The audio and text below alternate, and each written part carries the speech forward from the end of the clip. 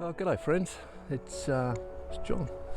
Who else would it be? Manny and I have come up to Blackheath to visit with my dad. It's 32 years since he's passed, and I've shared this before, but it bears repeating that as I sit by Dad's gravesite, a dream that I had about Dad when I was in rehab a very, very long time ago. You know my story of recovery through addiction and out the other side, yet I'm not here to talk about that. What I'm here to talk about is the dream that I had about Dad. Now, I'm not going to get all woo-woo on you, okay? It was a dream that I had, but I'll let you all know that it was weird, all right? It's really weird what I'm about to share with you, just so you don't think that I don't know that. Because I do, I know that, all right? So what happened was this dream that I had this dream 6 weeks before I went into rehab. I was in that rehab for 35 days.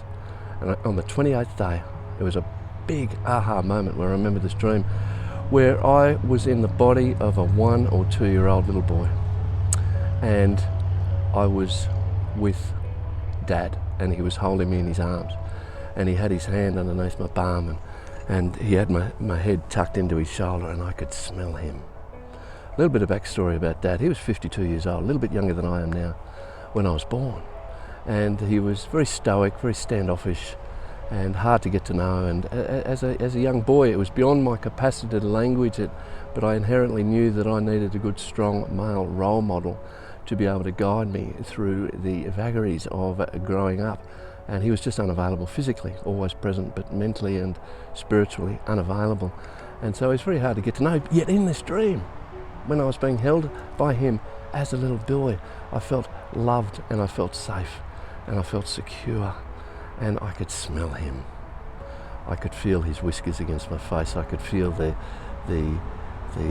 could smell the Borkham Riff pipe tobacco. I could smell the Old Spice aftershave that he used to wear, and I felt loved and I felt safe and secure. And he sat me down. This is where it gets really weird, all right? So I'm in the body of a 1 or 2 year old little boy, and he sat me down on these pebbles here on this grave, and we're looking at his headstone. And he said, have a look at this, have a look at this. And I said, what are we looking at, Dad? What are we looking at? And he said these dates, and he pointed to the dates. 6th of April, 1914, dash.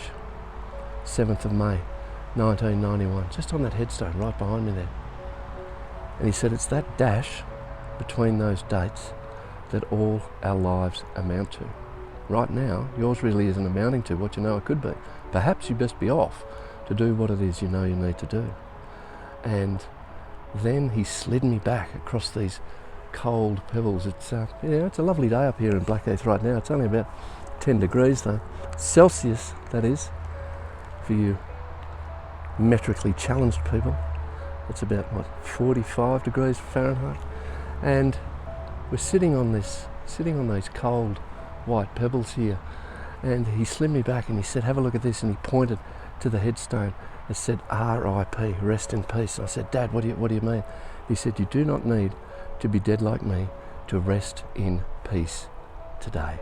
I had no idea of the import of that dream and the impact it would have on the tens of thousands of others that I've been able to share that with. But I understand it now. 32 years I've been around the rooms of recovery, 26 years of sobriety, nearly 15 of those continuous. And I understand now that I do not need to be dead to rest in peace today. Do I look dead to you? I hope not. I don't think I do. But it was a dream, but it was just something that was so powerful, that was so enormous, that the enormity of that, I had no, when I remembered it, it was a big aha moment.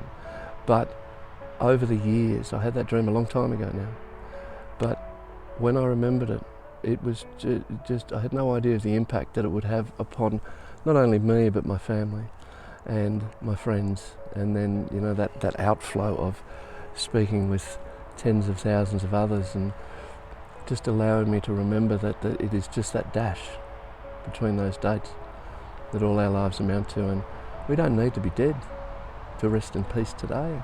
It's interesting, isn't it? It's interesting. Have a close look at that headstone and you'll see that there is no rest in peace on there. There was in this dream, but on this headstone it says, it's just a memorial to Dad and the Royal New Zealand Air Force, in which he served during World War II. Anyways, that's enough for today. Nice to see you all. That'd be weird if I could, but I can't, so I won't. Take it easy, hey? We'll catch you soon. Bye now.